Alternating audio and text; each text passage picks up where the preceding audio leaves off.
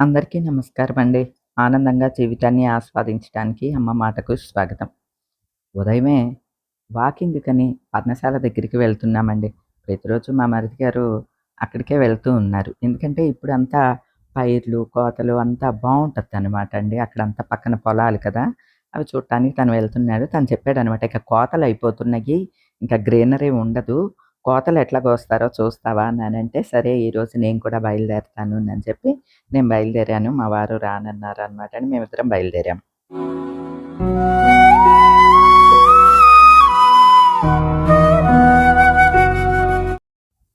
మేమెళ్ళేసరికే పొలం పనులు ప్రారంభమైపోయినియండి. ఉదయమే స్టార్ట్ చేసేస్తారంట. అంటే ఎండ పడితే వీళ్ళు పనులు చేయలేరు కదా! అందుకని. అదిగోండి దూరంగా కనిపించేది మన పర్ణశాల. అక్కడి నుంచి ఇట్లా నడుచుకుంటూ వస్తే ఇవన్నీ చేలే అనమాటండి.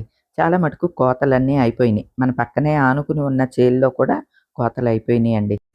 ఇదిగోండి మొత్తం కోతలయిపోయినియి. గమనించారా? ఇలా గుట్టల్లాగా ఏస్తారనమాట అక్కడక్కడ ధాన్యం. కుప్పనూర్పుళ్ళు ఈ భాష అయితే. ఈ మీకు చేలు ఉన్నట్టుగా కనిపిస్తున్నాయి కదా! లేవా ఇగో కోతలు అయిపోయినాయి అనమాట.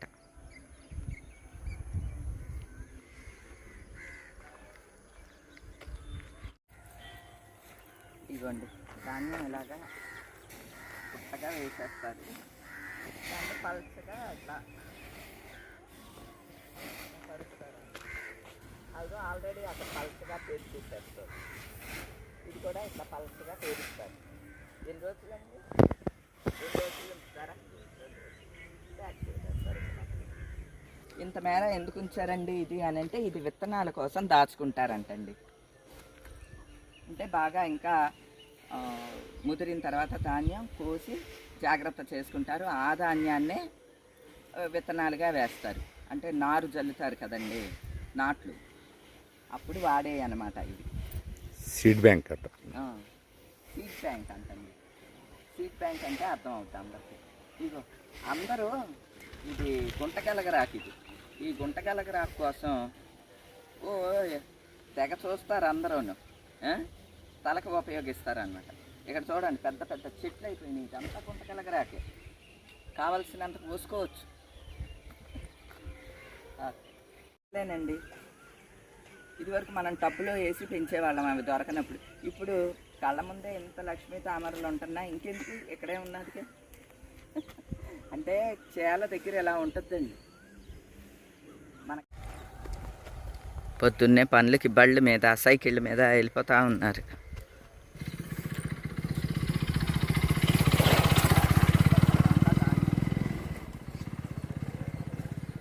ధాన్యం బస్తాలకు ఎక్కించి ట్రాక్టర్లకు ఎక్కించేస్తున్నారు.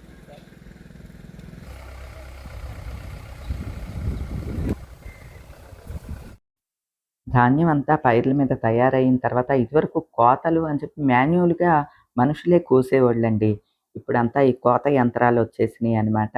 ఈ మిషను చాలా క్విక్‌గా నిమిషాల మీద ఎకరాలు ఎకరాలు కోసేయటం, తర్వాత ఆ మిషన్‌లోనే గడ్డిని వేరు చేసేయటం, ధాన్యం కుప్పలుగా కోసేయటం జరుగుతోందటండి. ఎంత టెక్నాలజీ భలే పెరిగిపోయింది అని అనిపిస్తదండి. ఇదివరకు అనుకోండి కోతలు కోసి మళ్ళీ అయన్నీ ఏదో చాకలి బాదినట్లుగా బండకేసి బట్టలు బాదినట్టుగా వాటిల్ని బాది గింజలన్నీ వేరు చేసి మళ్ళీ చాటలతో చెరిగి అలాగా ఉండేదనమాట అండి. ఇప్పుడు అదంతా కూడా మిషనే చేసేసి కారు లాంటిది ఉంది కదండీ! పెద్ద ఇంజిన్ అదే చేసేసి ఇదిగోండి ఇట్లా కుప్పలుగా వేసేస్తదనమాట. 1, 2 రోజులు ఇట్లాగా ఆరబెట్టేసేస్తారంటండి. కింద ఒక మైకా కవర్ లాంటిది పెద్ద క్లాత్ వేసేసి దాని మీద ధాన్యం పోసేసింది కదా మిషను. ఇవేమో ఇక మనుషుల చేతే బస్తాల్లోకి ఎక్కిస్తారంటండి. ఈ బస్తాలు కూడా గవర్నమెంటే సప్లై చేస్తదంటండి. మొదటి దఫా ఈ సంచులకేమి కొదవ ఉండదంటండి. చక్కగా ఇచ్చేస్తారంట. ఇంకా లేట్ అవుతది చూడండి, కొందరి కోతలు లేట్ అవుతాయి. వాళ్ళకి మాత్రం ఈ బస్తాలు సరిగ్గా అందవంటండి. అది కొంచెం ప్రాబ్లమ్ అవుతూ ఉంటుందంట. అట్లానే ఇప్పుడు వర్షాలు కూడా పడతాయండి. ఒక దఫా వర్షాలు పడతాయి కదా! అందుకని ఎవరికాళ్ళు త్వరగా ఈ పనులు పూర్తి చేసేసుకోవాలని చూస్తారు. ఈ బస్తాలకి ఎక్కించి ట్రాక్టర్లకేసి డైరెక్ట్‌గా వీళ్ళు మిల్లుకి పంపించేసేస్తారనమాటండి. ఈ బస్తాలన్నీ ఇగోండి ఇలాగా మొత్తం లాగి బస్తాలకి వేస్తారనమాట. ఇలాగా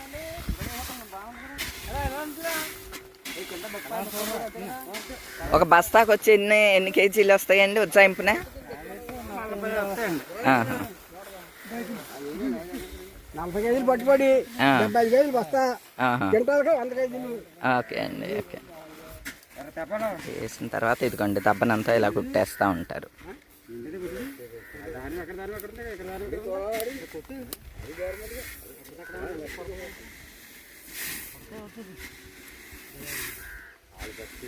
వాళ్ళు చూడండి టకటక టకటక వేసేస్తున్నారు. అది చూడండి కొడతారు.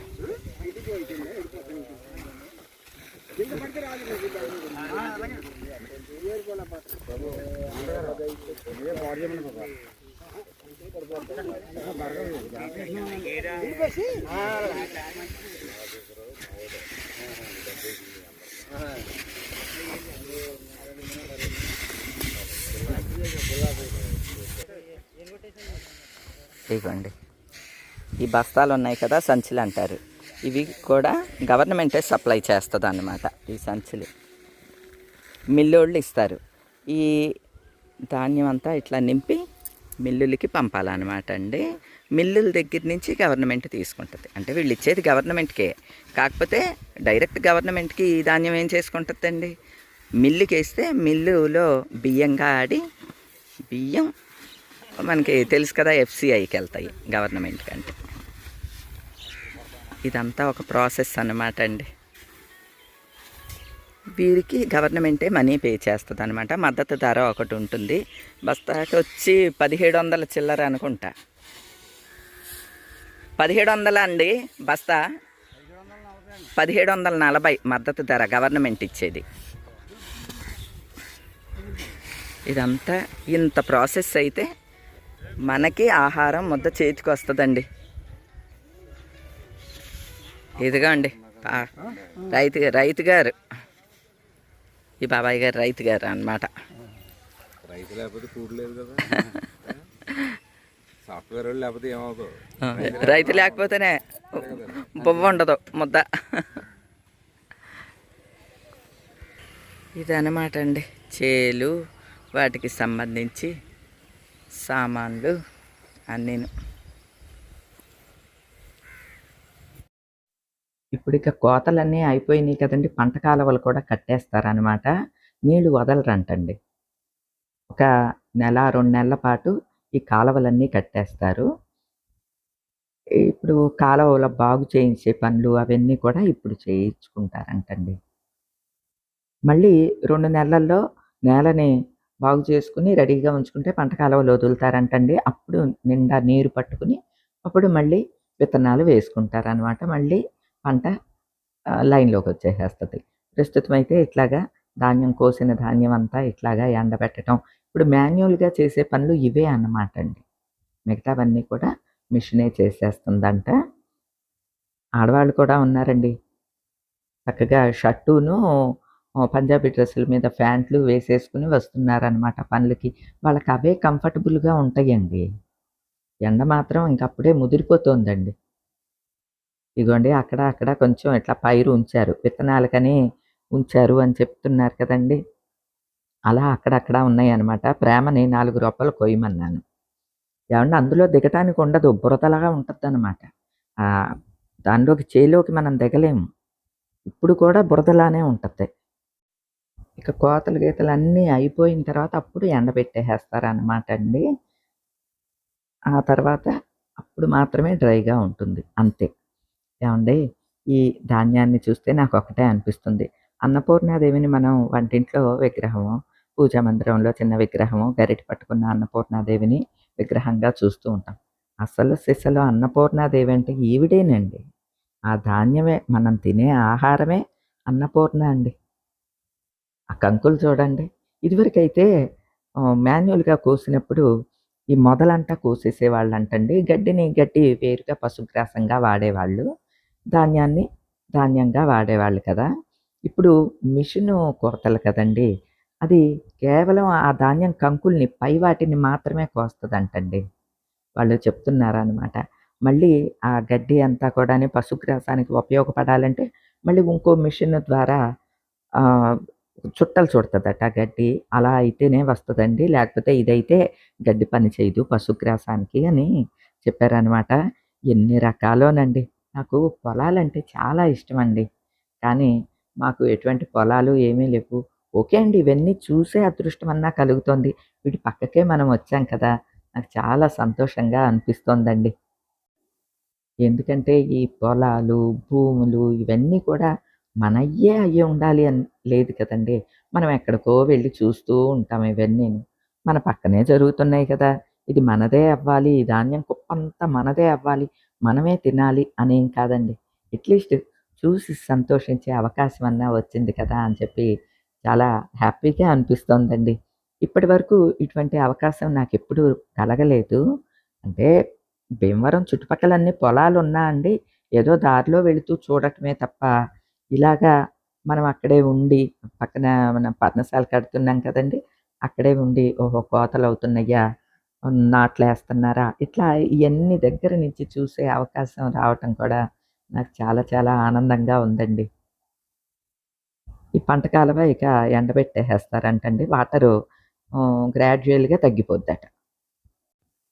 ఈ పంట కాలం సరాసరి మన పర్ణశాల ముందు నుంచి అలా వెళ్తుంది కదండీ! ఇదిగోండి ఇలాగా. అవతల చూడండి కలువ పువ్వు కనిపిస్తోందా? రోజు అక్కడ తెల్లని కలువ పువ్వులు పూస్తాయండి. 1 గాని, 2 గాని పూస్తూ ఉంటాయి. ఇవన్నీ ఇక మేకలు, గేదెలు, ఆవులు తిరుగుతూనే ఉంటాయండి. పర్ణశాలలోంచి చూస్తే అలాగా పనులకెళ్ళేవాళ్ళు, వెహికల్సు అంటే ఈ పొలానికి సంబంధించిన వెహికల్స్ ఎళ్ళేవి అన్నీ కూడా కనిపిస్తూ ఉంటాయనమాటండి. ఇక మన పర్ణశాలలో కొద్దిగా గరిక కూడా కోసుకున్నాననమాట. ఈరోజు పంట మీద ఉన్న ధాన్యం, అలానే మన పెరట్లోని గరిక తీసుకొని మళ్ళీ ఇక ఇంటికి తిరిగి బయలుదేరాననమాటండి. ఇప్పటికే ఎండ విపరీతంగా వచ్చేస్తోందండి. ఓ గంట సేపు ఆ పొలాల దగ్గరంతా వాకింగ్ చేసినట్లు అయ్యింది. అవన్నీ చూసి ఇంటికి బయలుదేరామండి. హమ్మయ్య! వచ్చేసామండి. అమ్మవారికి ధాన్యం పెడదామని చెప్పి ధాన్యం, వినాయక స్వామికి గరిక ఇవి 2 తెచ్చుకున్నాను.